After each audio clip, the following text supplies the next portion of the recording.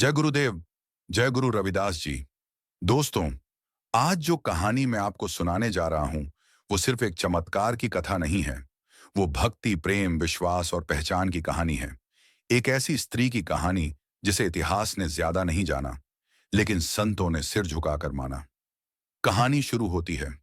गुरु गोरखनाथ जी कबीरदास जी के कहने पर संत रैदास जी से मिलने आते हैं। रैदास जी बड़े प्रेम से अपने काठ के खप्पर में पीने का जल भरकर गुरु गोरखनाथ जी को देते हैं।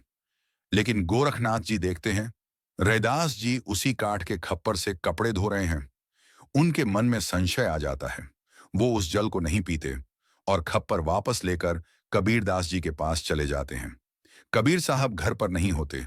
घर में होती हैं कमाली जी, कबीर जी की बेटी। गोरखनाथ जी कहते हैं, इस खप्पर का पानी फेंक देना। कमाली जी सब समझ जाती हैं। वो जानती हैं ये साधारण जल नहीं है, ये तो रैदास जी की भक्ति का अमृत है। कमाली जी पूरा जल पी जाती हैं और खप्पर को सहेज कर रख लेती हैं। समय बीतता है। कमाली जी का विवाह हो जाता है। कई वर्षों बाद गुरु गोरखनाथ जी उसी नगर में आते हैं। नगर में घोषणा करते हैं, जो मेरे इस खप्पर को भर दे मैं उसी के घर भोजन करूंगा। लोग दौड़ते हैं। कोई अनाज डालता है, कोई चावल, कोई आटा। लेकिन चमत्कार देखिए, खप्पर खाली का खाली। पूरा नगर हार मान लेता है। तभी किसी ने कहा, यहां कमाली नाम की स्त्री रहती है, शायद वही कर सके। गोरखनाथ जी कमाली जी के घर पहुंचते हैं। खप्पर आगे बढ़ाकर कहते हैं, इसे भर दो।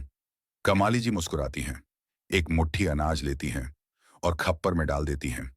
और दोस्तों, उसी क्षण खप्पर भर जाता है। गोरखनाथ जी स्तब्ध रह जाते हैं। पूछते हैं, तुमने ये चमत्कार कहां से सीखा? कमाली जी शांत स्वर में कहती हैं, गुरुदेव, ये चमत्कार नहीं है, ये उसी जल का फल है जिसे आपने कपड़े धोने का पानी समझा था। गोरखनाथ जी का सिर झुक जाता है।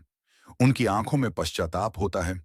उन्हें समझ आ जाता है, भक्ति जाति, रूप या पात्र नहीं देखती, भक्ति तो केवल प्रेम देखती है।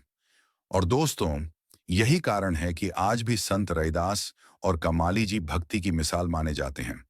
अगर इस कहानी ने आपके दिल को छुआ हो तो लाइक जरूर करें। इसे उन लोगों तक शेयर करें जिन्हें भक्ति और सच्चाई की जरूरत है। और ऐसे ही सच्चे संतों की कहानियों के लिए चैनल को सब्सक्राइब करना ना भूलें।